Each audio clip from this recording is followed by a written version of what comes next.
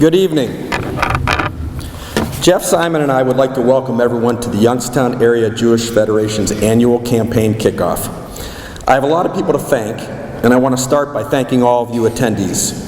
As most of you know, we are lucky to be the greatest small federation in the country, and a great part of that is because all of you are engaged in the community. Tonight, we just enjoyed a special treat. We've been listening to the wonderful violin performance by Dima Izakov. Dima is another fine example of what our local Jewish community has to offer that many of us don't even know about. Dima is from the Ukraine, and he moved to Youngstown in order to pursue his PhD in violin at YSU. He's 24 years old, and he's lived a fascinating life.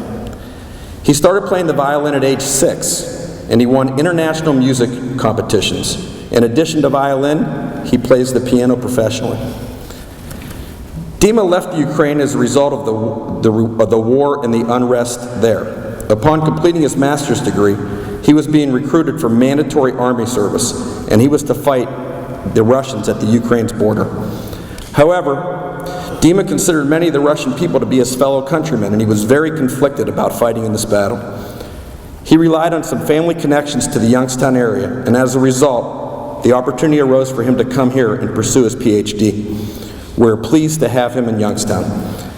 As you can surmise, Dima has faced decisions that most 24-year-old men in our country have not had to consider.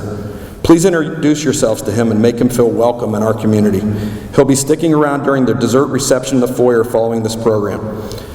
Dima, again, thank you very much for performing for us and being here.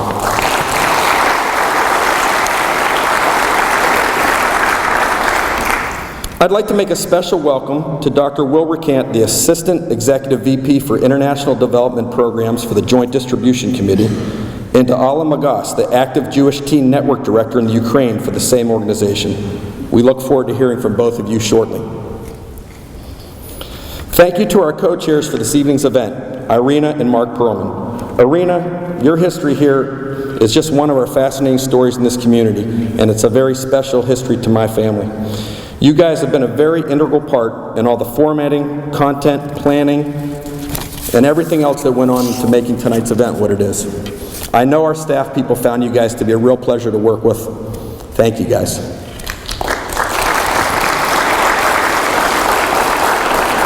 Laurel Shevlin, Rachel Kay, and Jody Nudell, thank you guys so much.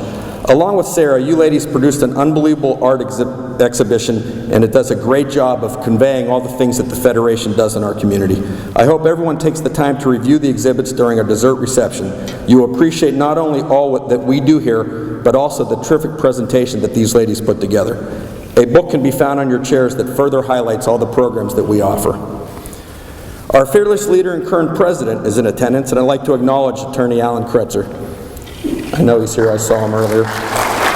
He's a tireless and involved leader as our Federation strives to be the best Jewish Federation that we can be. As most of you are aware, our community has been blessed by the generosity of the Thomas's Family Endowment. Tonight, I specifically thank the endowment for their financial assistance in supporting this evening, but the support of so many things in this community also has to be acknowledged. Next, I am pleased to report that the 2016 campaign began with about $290,000 in PACE funds. These are gifts that are left by people in perpetuity to maintain their giving.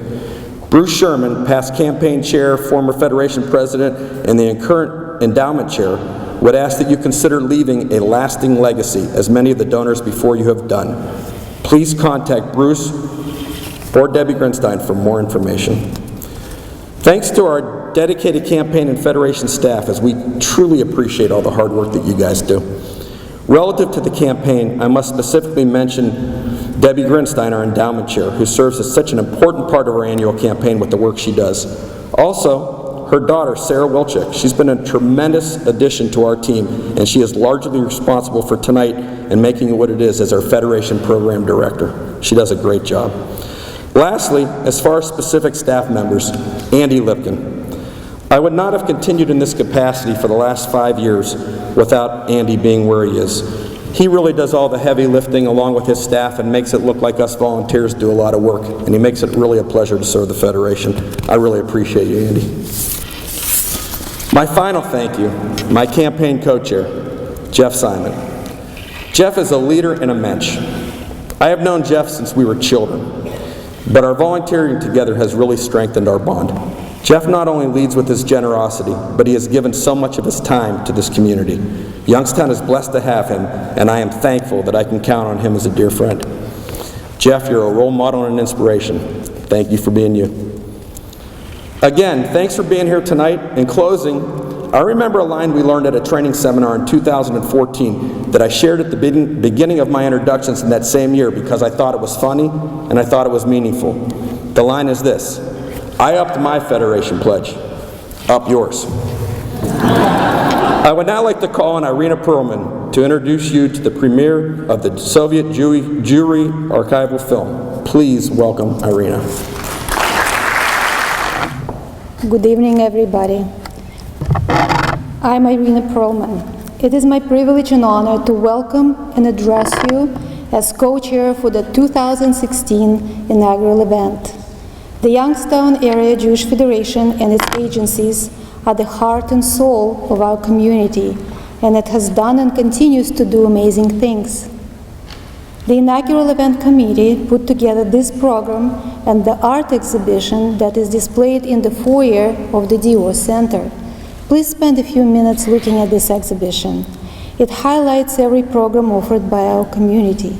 We were able to put it into 10 various categories, each one of them having had a direct impact on my life, as I'm sure it has had on yours.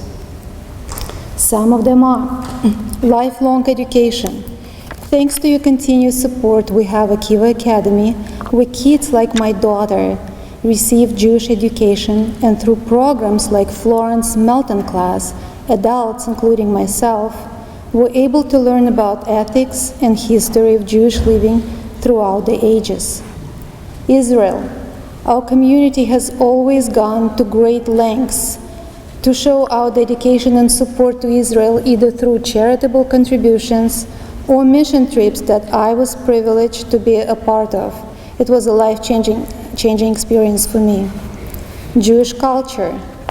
Federation sponsors many interesting programs in music, art exhibitions, theater, and lecture series bringing people together at the JCC. These are my favorite programs. Human service agencies such as Heritage Manor, Livy Gardens, and Jewish Family Services have cared for my loved ones and friends over the years. Thanks to their professionalism and commitment to the highest quality of care, countless people benefit from these programs. Worldwide Jewry. It is a program that helps Jews in need around the world. I am a part of this story, as there are many other Russian Jews who found home here. Soviet hostility toward Jews, followed by the collapse of the communist regime and the dissolution of the Soviet Union in the late 1980s, led to the political repressions, religious persecutions, corruption, and the rise of anti-Semitism. It led to millions of Russian Jews leaving to seek refuge elsewhere. I was one of them. I was 29 years old with a small child and an aging mother, didn't speak the language, didn't know the American culture. Russia was a very closed society with limited and controlled information about America and Israel. We came to Youngstown not knowing anybody, fearing the future. The next day, many people came to our house, to our new home, to meet us and offer assistance in anything we might need. They took us in. Almost immediately, the Youngstown Jewish community became my new family. The Federation provided housing, financial support, education for my daughter Kate at the Kiva Academy, medical assistance to my mother for a few months until we were able to get a job and get back on our feet. It's a very emotional story for me, so I'm sorry for crying. We received a warm welcome, help, and support from the community, and were able to turn our lives around and help others. There's nothing more rewarding than that. This is my story, but there are so many just like mine. Unfortunately, there are still Jews around the world in need today, facing daily anti-Semitism, fearing for their well-being and their lives. They are relying on our agency and campaign contributions that bring safety and Jewish identity into their lives. It is a privilege to be able to stand up against injustice, to be charitable, to be a part of a greater whole. Our community is a part of a greater whole, able to do what is right locally and on the international level.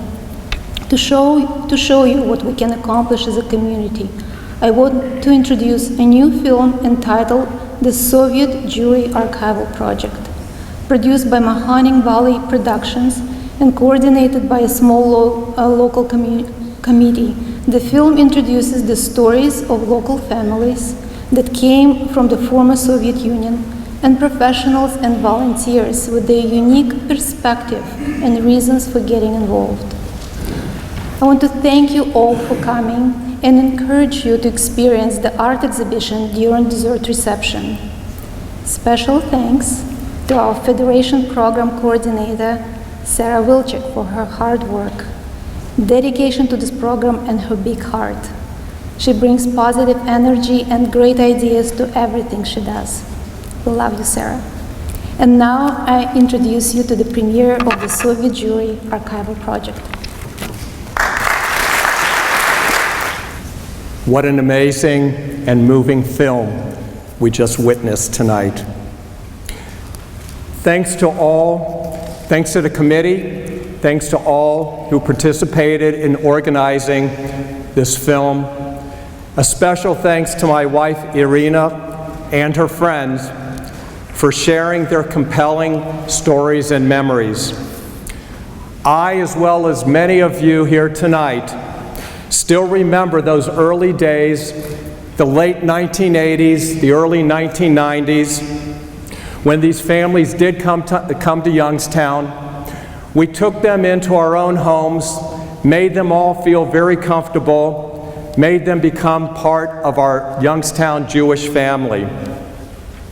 How proud and fortunate we are to have a community that cares about Jews locally and around the world.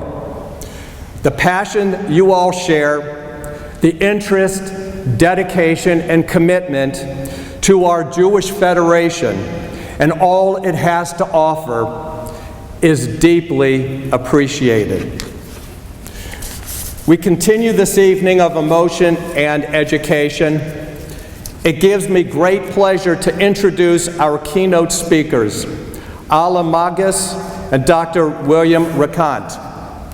Alla is the director of the Active Jewish Teens Network, working with Jewish teens in 5 countries that were part of the former Soviet Union. Through her program, Alla developed teen activities in the Ukraine. She took Ukrainian teens to BBYO conferences. Last year at the BBYO Symposium, Alla was awarded the David Bitker Unsung Hero International Advisor of the Year Award. Today, Alla works with the Active Jewish Teens Network with over 1,200 participants in 40 cities. Dr. Rakant, who will follow her, is the Assistant Executive Vice President of the American Jewish Joint Distribution Committee International Development Program. Among his responsibilities is the development and coordination of projects relating to the rescue, relief, and renewal of Jewish communities worldwide. I now introduce to you Alla Magus. Good evening. My name is Alla Magus. Really? Yeah. My name is Alla Magus. And I am from a small city, Poltava, in Ukraine. As you may know, Ukraine is the second largest country in Europe and the third largest Jewish community in Europe. When you heard about the Ukrainian, it's usually in the context of the currently conflict and crisis.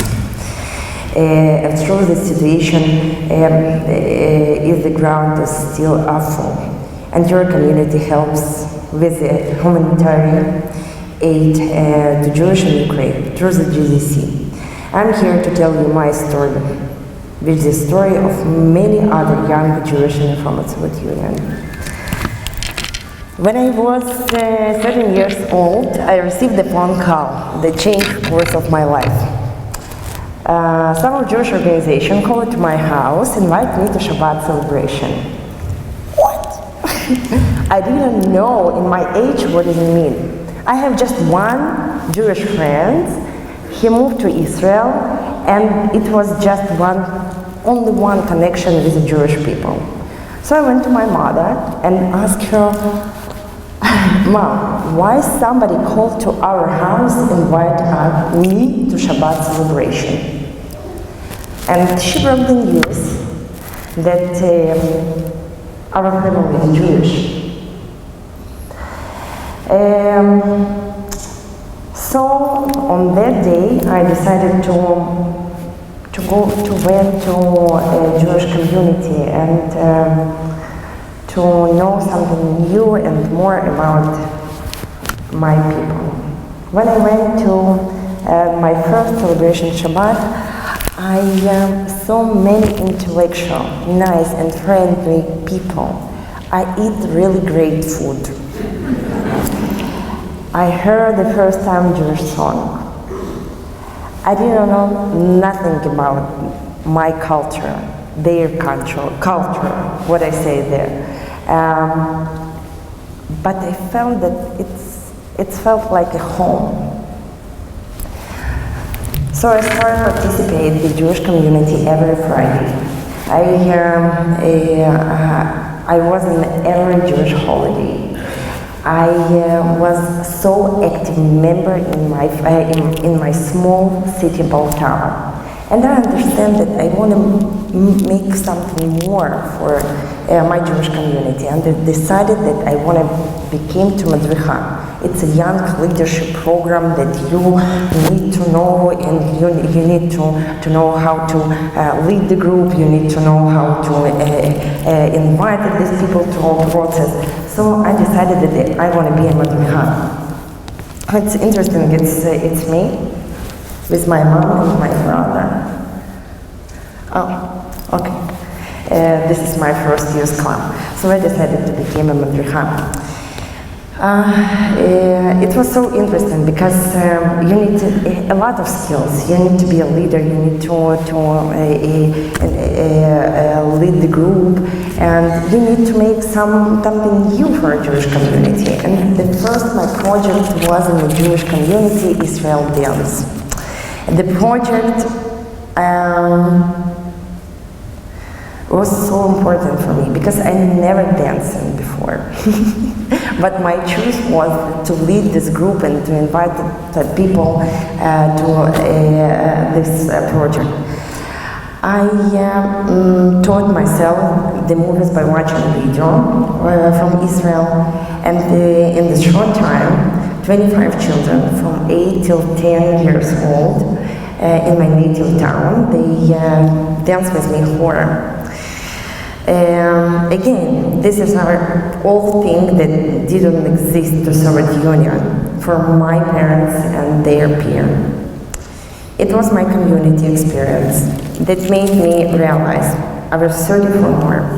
When I turned 16, I went to study everything that I could about my people, history and culture in Jewish Moscow University. And until this day, I continued to learn and new things about Judaism. When I returned to my own city, small city, Poltava, where my Jewish community, it was 2,000 people, that's it.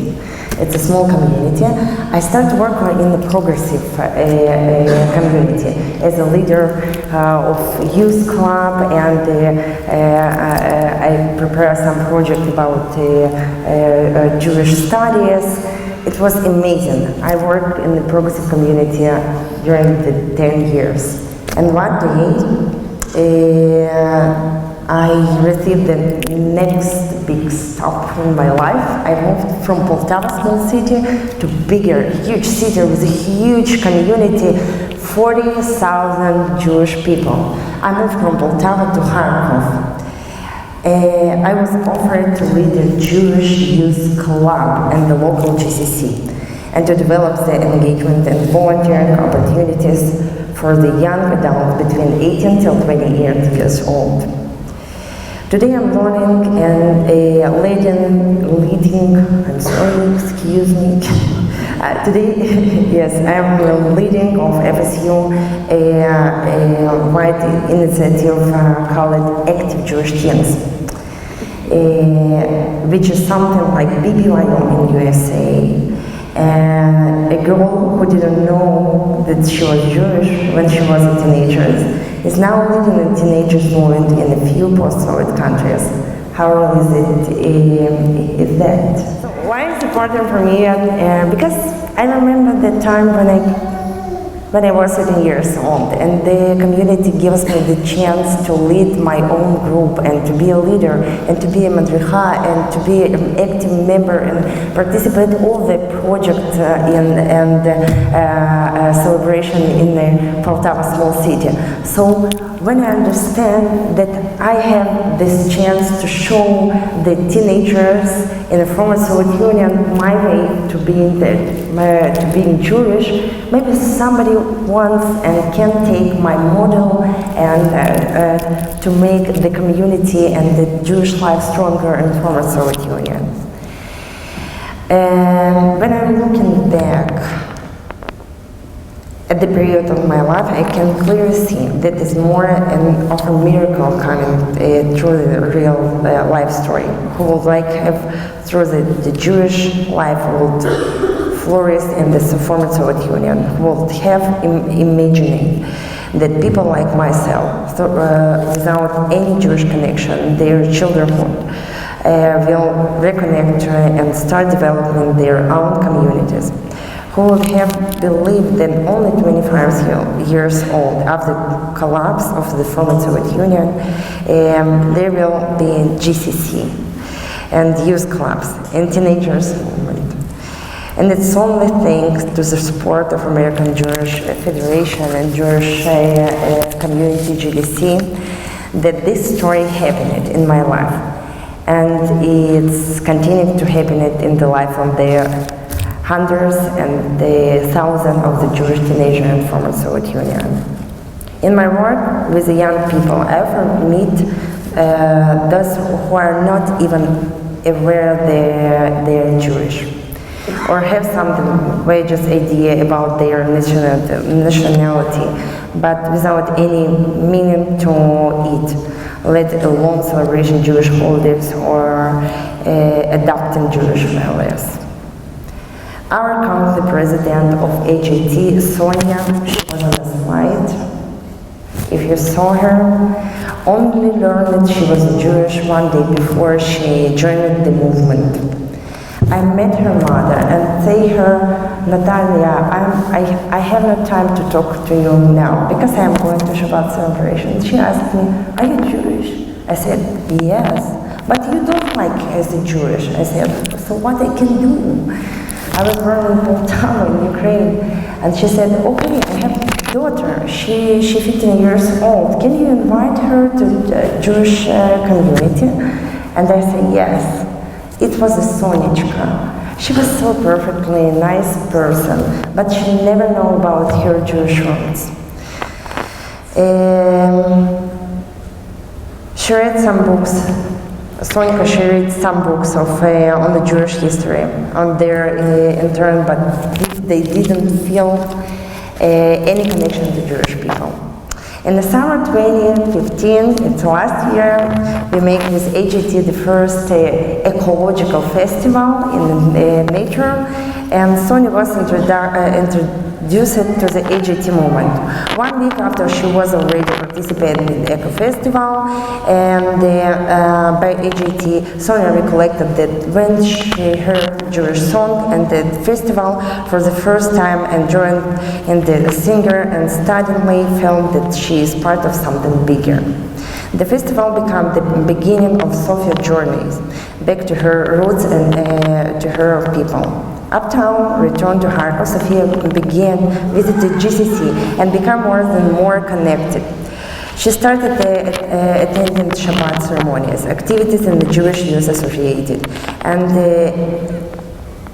became a volunteering. She was elected the president of HAT movement in the former Soviet Union. To her active role and early this year represented HAT and the BBYO International Convention. So when you are reading the next GDC or Federation report, that we are changing lives and transforming communities, believe it. because you are doing good. So today I'm looking back to my life, and I'm so thanks for the call that happened 70 years ago. I'm so appreciate this Jewish organization that invited me to Shabbat celebration, because now I know that I'm find my way to being Jewish. I don't want to stop. It's just the beginning of the big way to build our Jewish community in the former Soviet Union. And now I know that everything in our hand. And I'm lucky because I have everything. My family, my father not. They grow up in the Soviet Union and they have nothing, and they didn't know nothing. That's why I came to my house and I told my parents how to keep kosher, what it means Shabbat. And I know Hebrew. I can sing song on the Yiddish. It's so important for me now. And this is model what I want to show to the next generation, because we're building now the new generation in Ukraine. And I want to finish, because I lose all my things what I want to say to you. Maybe then after this event we can talk to each other and to ask the question. But I write one really big thing for me. Over 3,000 years ago, it took a Moses to act and lead the Jewish out of Egypt. 78 years ago, it took Ben-Gurion to another the creator of the state of Israel. That is what makes a leader. The leaders are the ones who make a difference in their lifetimes. They're the one who make our a better world. And it does not have anything to do with age. After all, Joseph was made the overseer in Egypt when he was just 7 years old, and David was only a teenager when he kills a gigant. So thank you so much. Thank you that invited. It's so important to me to tell you my story. Good evening. If I were standing here 15 years ago and you were to ask what is the greatest need overseas in the Jewish world, I'd be telling you the story of Argentinian Jews, of 250,000 Jews that live in Argentina, a place that looks, lives, and feels the way we do in North America. You have JCCs, you have a beautiful JCC that Alla and I had the privilege of visiting today.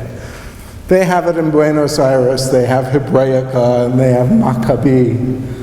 Theirs is a little bit nicer because it's made of marble and beautiful stone, and for a Shabbaton you can go outside for an asado and have a Shabbat meal and go to a polo club and a yacht club. They have Jewish day schools, they have religious movements from Reform through ultra-Orthodox. And in 2001, December 31st, 2001, the banks in Argentina closed. And they stayed closed for 10 months. What would that do to you? What would that do to your community if you had no access to your checking accounts, your savings accounts, or any of your money for a 10-month period? What it meant in Argentina was they needed a lifeline of support, and they reached out to the American Jewish Joint Distribution Committee, and they said, we can't afford to have Pesach this year. People can't afford matzot and to do a holiday in their home. So the Joint ran a Seder for 120,000 Jews in Argentina in 2002. 65,000 Jews fell below the poverty line in just a 3-month period. But we were there and we took care of them. The Argentinian Jewish community has rebounded and is doing quite well once again. If I was standing here 25 years ago, I'd be telling you the dramatic story of Operation Solomon, the airlift in which 14,210 Ethiopian Jews were airlifted in the midst of civil war and brought to Israel. Without the loss of one life, we actually gained one because there was a baby born on the flights from Addis Ababa to Israel. If I was standing here 40 years ago, I'd be reading you lists of names.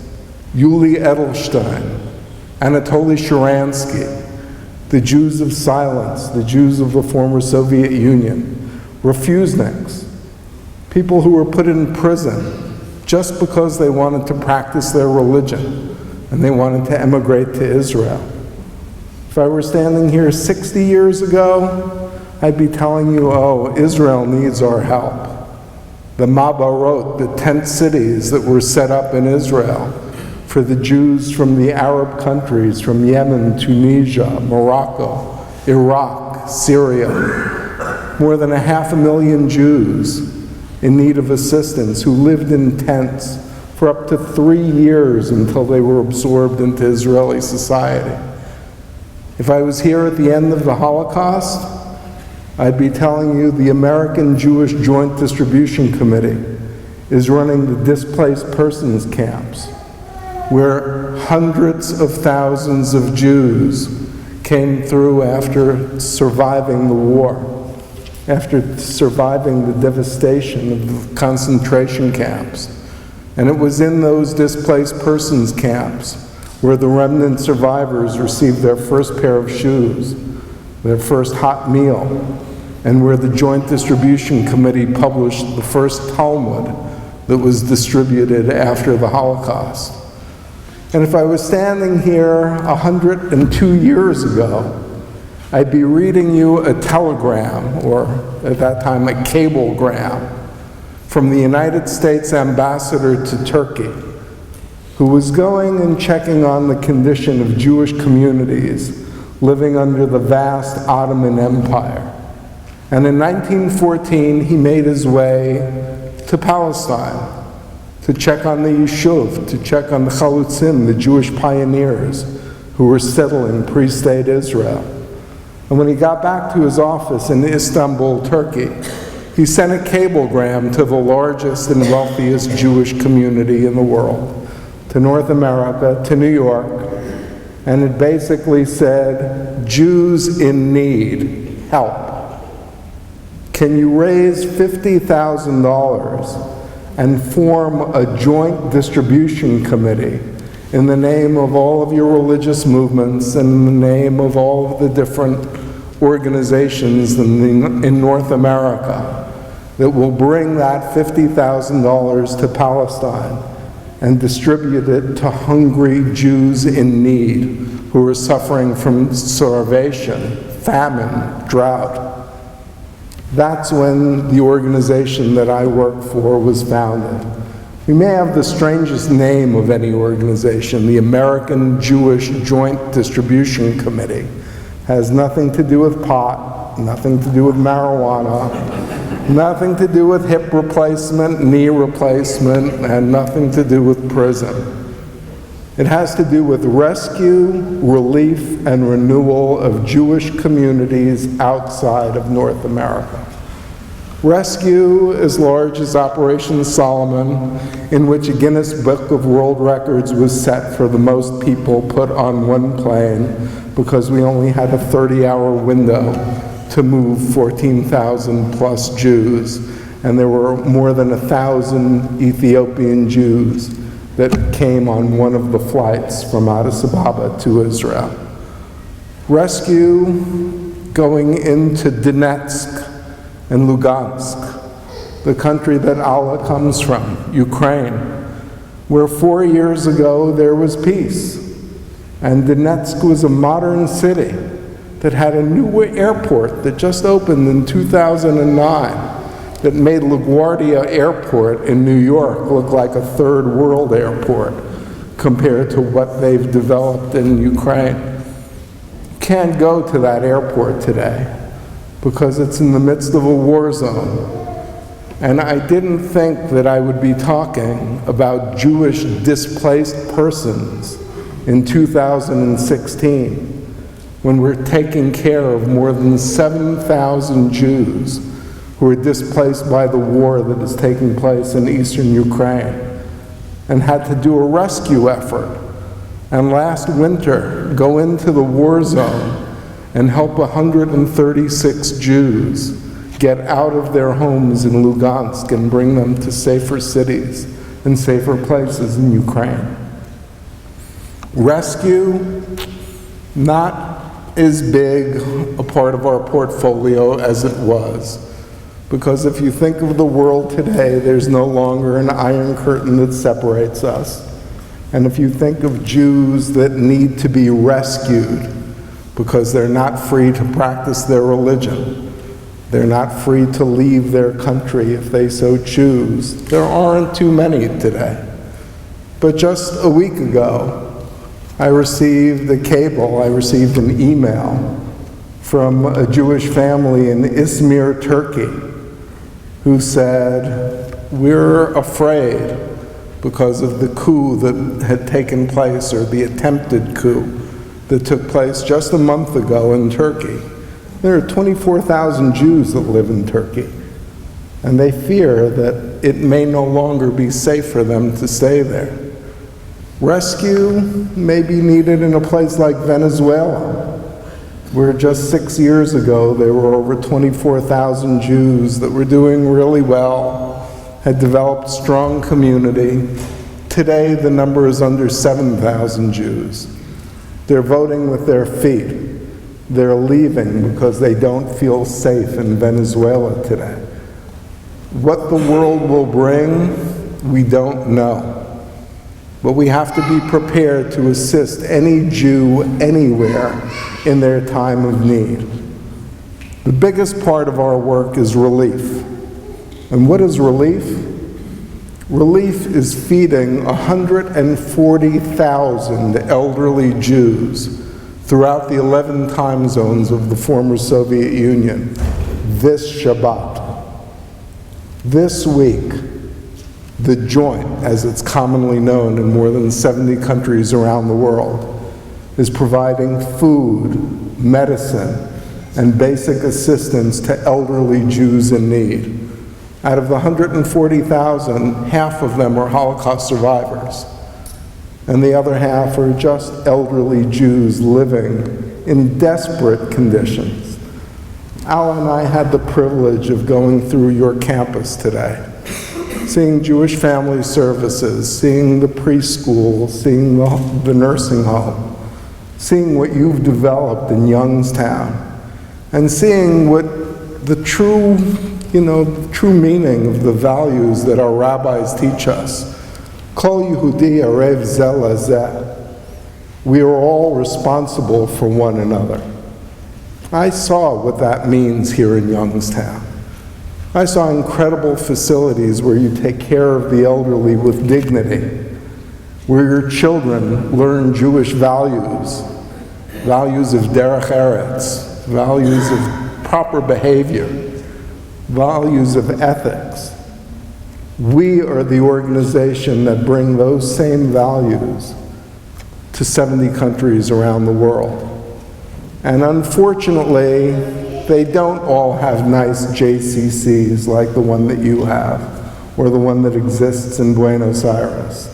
And when I looked at Ala and saw the way she was looking at the swimming pool, and saw the way she was looking at the workout center and the rooms where the kids were studying,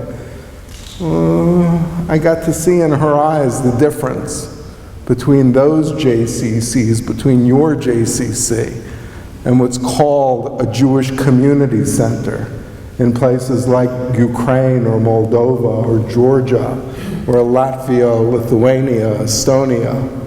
In most of these places, these are just one room, and a room where Jewish community can come together. They can pray, they can have cultural events, they can have a workout, they can do different things in different places.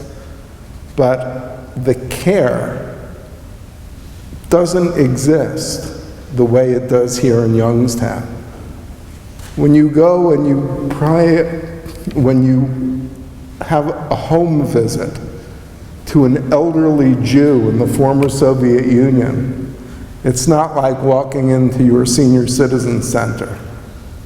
It's walking up 4 flights of stairs to a one-room apartment, and I can give you the example of a woman whose name is Esther, and she lives in Tbilisi, Georgia. And I visited her about 4 months ago. Walked up, windows were broken, the staircase was a fire trap, and there were wires hanging and frayed from the window, and that's where she got her electricity. I walked in, and she looked a lot like my mother-in-law, who was a Holocaust survivor and recently passed away. And we spoke in Yiddish because I speak no Russian, and she speaks no Hebrew, French, English, or Spanish, so we went back to Yiddish. And I said, Esther, was machst du? How are you? And she said, ich bin gesund, I'm healthy, I'm okay. And I'm okay because of you. I'm okay because of the joint. And I'm okay because of the federations and Jews in North America that still send me food packages every week, and has a healthcare worker come in and take care of me 4 days a week. And the young people in the community come and visit me every Shabbat. And I haven't been able to leave my apartment in 6 years because I'm homebound. But they come to me because of you, because of this system that was set up from the federations in North America. And this 91-year-old woman in Tbilisi, Georgia, knew that the food packages that she was receiving and the assistance that she was receiving through the joint came from places like Youngstown and federations here that care about Jews around the world and care that they live their lives out with dignity. So I ended, and before I left, I said, what's the message that I bring back? What do I tell the Jews in North America? And she just said, tell them that I am okay, and tell them thank you, and that because of them, I am living my life out with dignity. Relief is the hardest part of the work. Relief is going to desperate Jewish communities and bringing vital assistance. And what does vital mean? Vital means without which you cannot survive. Food, medicine, shelter. That's what you do around the world. That's what your gift to Federation brings to Jewish communities in desperate situations. The fun part of the work is what Allah gets to do. It's Jewish renewal. It's working with Jewish teens and Jews that are in their 20s in countries like Hungary, in countries throughout Eastern Europe, in countries of the former Soviet Union, where Jews had a Y stamped on their passport. Y meaning Evreysky, Jew.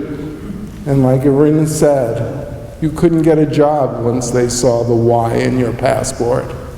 And you couldn't advance academically or socially or any other way. The fun part of the job is Jewish renewal. And one quick story about Jewish renewal is in Cuba. What's Jewish renewal in Cuba? Cuba is a country where when Fidel Castro and communism came in 1959, 90% of the Jewish community fled. They had about 15,000 Jews living in Cuba in the 1950s. 90% left between 1959 and 1962. The last Jewish wedding, the last bar mitzvah, the last bris took place in 1964 when the last rabbi left Cuba. And Cuba officially had a policy saying that the government and the country was officially atheist. And what that meant was that anybody who was seen walking into a synagogue or a church wasn't really an atheist. And if you weren't an atheist, you couldn't be a member of the Communist Party. And if you're not a member of the Communist Party, there's no way of advancing academically, socially, economically, or any other way. In 1992, Cuba changed its constitution and officially moved from being an atheist country to just being officially a non-religious country. I was working for the Joint in Washington, D.C., and I have a PhD in political science. And I got a call from the head of JDC saying, what's the difference between being atheist or just being non-religious? And I said, I don't have the slightest idea.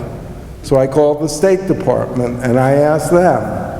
And the Assistant Secretary of State for Latin American Affairs said he didn't have the slightest idea.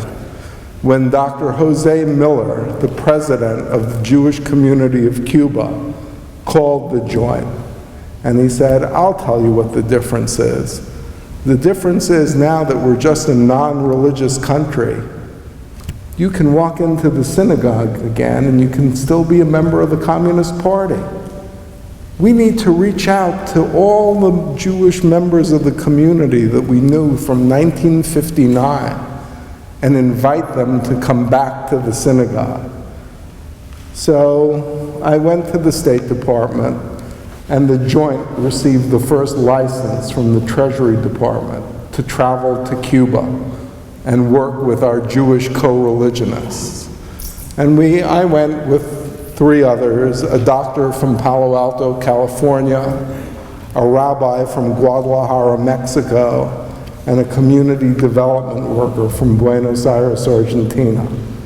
And we gave our report back to the board of JDC and to the federations throughout North America. And the rabbi said, this community has lost everything. They don't know Torah, Tefillah, Tshuva, the things that we say on the high holidays. They've forgotten everything. We have to start from scratch and work with the community on teaching them what Judaism is. The social worker from Argentina said, I don't know that we can have youth groups in communist Cuba. They still have a block captain that counts everybody that's walking in and out of people's apartments. And the doctor came back and said, good news and bad news. The good news is I wore a kippah, I wore a yarmulke everywhere I went in Cuba. I met with the Minister of Health, I met with the Minister of Religious Affairs, I went into hospitals, I went into medical schools, I told them that I was a Jew, and the good news is there is no anti-Semitism in Cuba. The bad news, there are no antibiotics in Cuba. And if you or your kid needs ampicillin or penicillin or anycillin, it's not available. So the best thing that you can do is the next time you go down there, fill your suitcase up with medicine, bring it to the synagogue, and we're going to set up a pharmacy in the synagogue, and any member of the Jewish community that needs medication will be able to come in and get it free of charge. And we'll set up some doctors and Cuban pharmacists who will distribute that aid. Over the last 20 years, that has become the largest pharmacy in Havana, Cuba. And it now dispenses pharmaceuticals not only to the 1,400 Jews that live in Cuba, but to anyone that walks in with a prescription on a Tuesday or Thursday afternoon. The non-Jews that live around the synagogue are very grateful that they have a Jewish community that's next to them, because now their kids have access to medicine that wouldn't be available otherwise. When I first got to Cuba, I went there on a Friday night, and I was standing next to Dr. Miller, and over the course of a half hour, 6 other gentlemen showed up for Friday night services. So there were 7 of us standing there in the basement of the Patronato, which is the conservative synagogue / Jewish community center. There were birds nesting over the Aron Kodesh, over the Ark. Every window was broken out upstairs in the synagogue. So we were going to do services downstairs. And I leaned over to Dr. Miller, and there was a sign on the wall. The place hadn't seen a coat of paint in 40 years. And there were no working light bulbs, and it was August, and it was hot. And there was no air conditioning. And we were downstairs in the basement, and there was a sign on the wall, and it said, Am Yisrael b'Cuba Chai. The Jewish community of Cuba lives. And I leaned over to Dr. Miller, and I said, it's you and 6 other octogenarians, because everybody was over the age of 80, except for Dr. Miller, who was 72. And I said, Emes, true, Jewish community of Cuba lives, it's you and 6 others? And he says, no, it's not true. We are dying, and there will not be another generation of Jews in the country of Cuba. Fast forward to 6 years ago, when I was with a Federation mission that was going to visit Cuba. And we were standing in the basement of the now completely renovated Patronato. There are no longer birds nesting over the Aron Kodesh.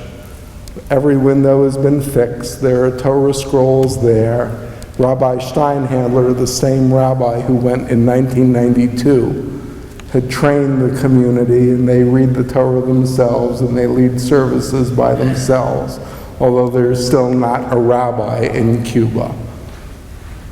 And I was with Dr. Miller in the renovated Patronato in the basement, in the same spot that now has air conditioning and working lights and electricity. The sign is no longer there on the wall. There are pictures that the kids draw in their Sunday school every week. And I asked Dr. Miller, I said, Dr. Miller, do you remember when we met? And he said, I remember, and I remember exactly what I said to you. And thank God, and thanks to the joint, and thanks to my community, I was wrong. Because we have come back and we are stronger than we have ever been in our history. So Jewish renewal is something that's palpable, not only in places like Ukraine, where Allah leads youth movements and helps develop young leaders, but in a country like Cuba, where the joke was, they're not enough to have a minyan. When I was growing up in New York and going to yeshiva, and you didn't have a minyan, they said, oh, you do a Cuban minyan. What's a Cuban minyan? Oh, there are 7 of you, and there's 2 Sefer Torahs in the Ark, that makes 8, 9. And then Eliyahu, who shows up every Passover, will show up, and that'll be your tent, so you can daven and pray and have your minyan. There's no longer a Cuban minyan because there's a strong Jewish community in Cuba today. How does this all relate to you? It all relates through the Federation and through your gifts to Federation. We receive the dollars that go to take care of Jews overseas in places like Cuba, Morocco, Turkey, Argentina. We're the ones who receive the money to take care of elderly Jews throughout the 11 time zones of the former Soviet Union. And where does that money come from? It comes from your gift to Federation, because you take care of not only those in your backyard here in Youngstown, and elderly Jews and needy Jews and others, but you take care of Jewish communities around the world. I will end with 2 words, and these are 2 words that I get every year on May 26th. The phone invariably rings at 3 or 4 in the morning. My wife breaks one of my ribs and hands me the receiver. I get on the phone, a girl gets on, and she says, "Toda Rabbah," thank you very much. And then she would hand the phone to her father, and we'd have a longer conversation in Hebrew. Her name is Tziona. She turned 25 on May 26th of this year. She is the baby that was born on the flight from Addis Ababa, Ethiopia, to Israel during Operation Solomon. And she calls me on her birthday every year, which is the anniversary of the airlift, because I was the face in Ethiopia and I was the one known to her father as coming to help set up the airlift. And she says, "Thank you, Toda Rabbah." Those are the words for each and every one of you.